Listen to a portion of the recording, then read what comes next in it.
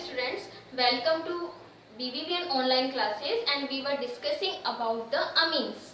Today we are going to study about basic nature of amines. किसके बारे में बात करेंगे हम?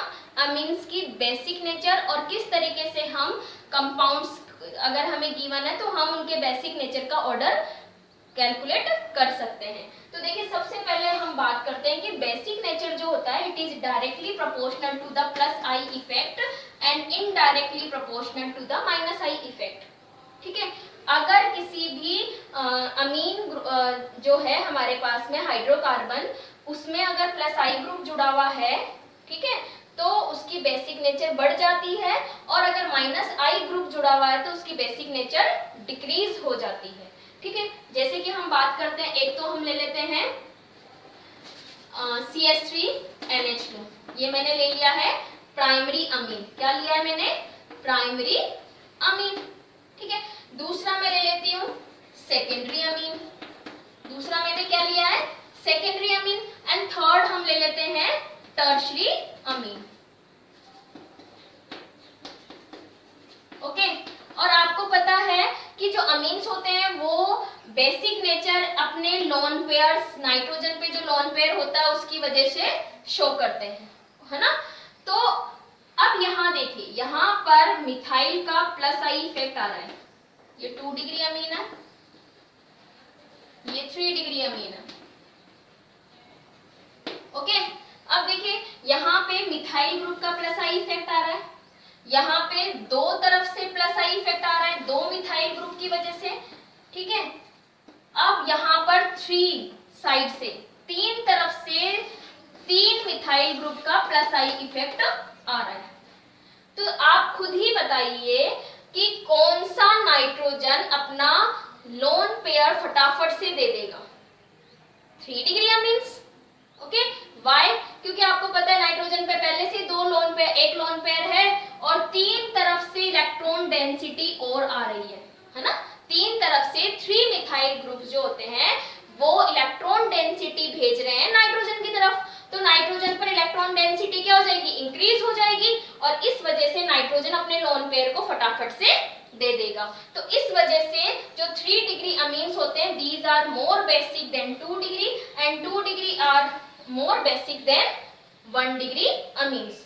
तो ये ऑर्डर होता है बेसिक नेचर का अमीन्स में। 3 डिग्री अमीन्स मोर बेसिक होते हैं, फिर 2 डिग्री अमीन्स होते हैं, फिर सबसे कम होते हैं 1 डिग्री अमीन्स।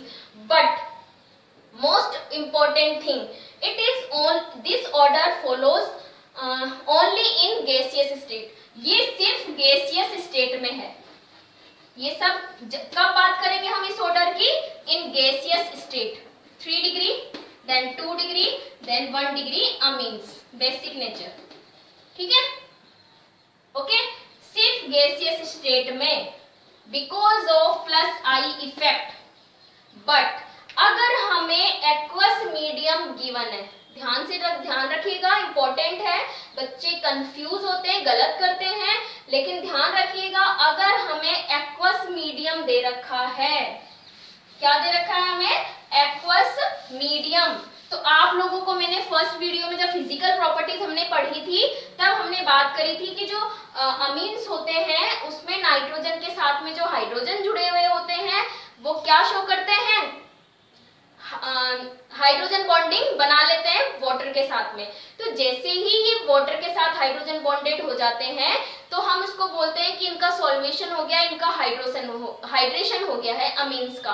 तो देखिए किस तरीके से अमीन का हाइड्रेशन होता है। ये मैंने प्राइमरी अमीन लिया है, ये मैंने क्या लिया है? Primary amine. तो वाटर मॉलिक्यूल अगर इनके पास में होगा तो देखिए ये एक वाटर मॉलिक्यूल जुड़ गया, ये दूसरे से वाटर मॉलिक्यूल जुड़ गया।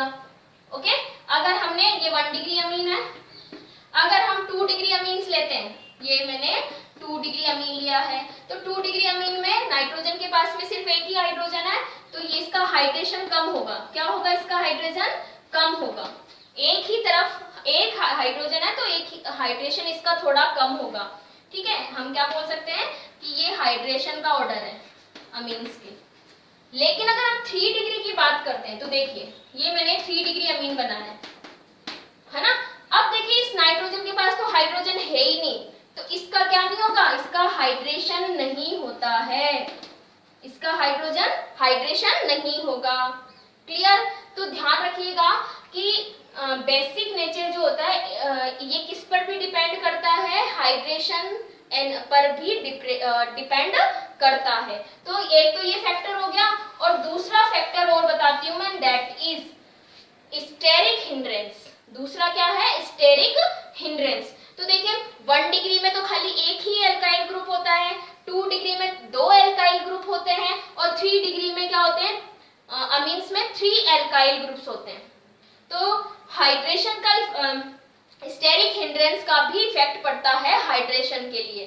ओके, तो 2 डिग्री अमीन पे अगर R बड़ा ग्रुप हो जाता है, एक बार तो हम क्या ले लेते हैं, R equal to CH3, okay, और एक बार हम ले लेते हैं R इक्वल टू C2H5 यानी कि इथाइल ग्रुप। तो जैसे जैसे R बढ़ता है वैसे वैसे स्टेरिक हिंड्रेंस भी बढ़ती है नाइट्रोजन के आसपास।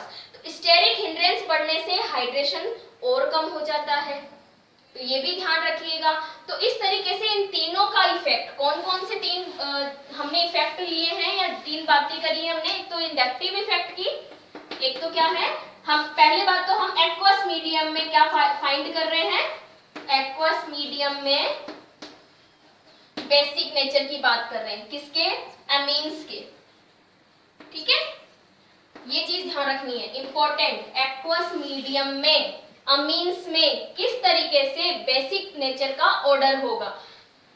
पहले हम बात करते हैं CH3NH2 की, फिर हम ले लेते हैं 3 डिग्री CH3 2 डिग्री, ये मैंने ले लिया है 2 डिग्री अमीन, फिर हम ले लेते हैं 3 डिग्री अमीन,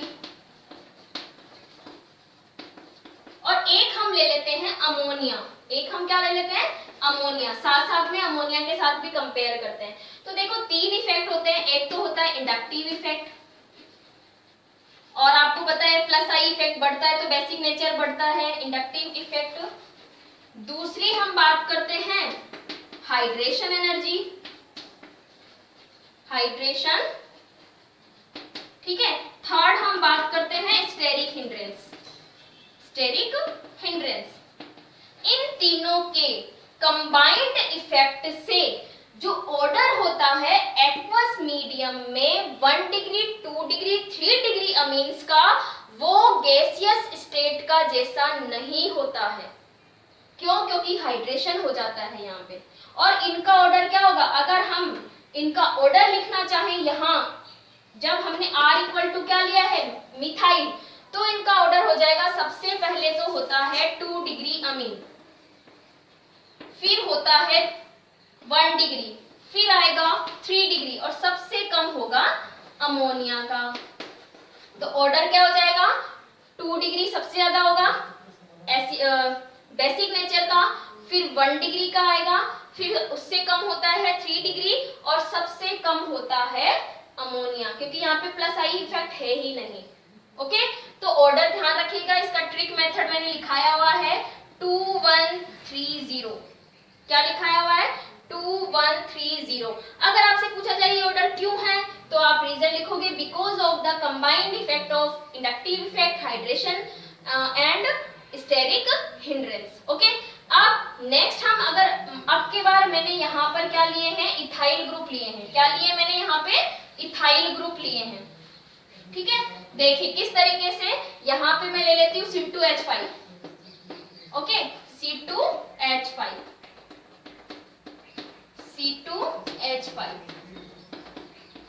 तो जब मैं R equal two ethyl group ले लेती हूं, तो इन तीनों के इफेक्ट की वजह से ऑर्डर क्या हो जाता है, 2 degree 3 degree 1 degree and then ammonia. ठीक है, तो ऑर्डर क्या होगा, 2 डिग्री, फिर 3 डिग्री, फिर 1 डिग्री एंड देन लास्ट में अमोनिया। तो इसका भी ट्रिक मैंने बनाया और लिखाया हुआ है नोट्स में, 2310।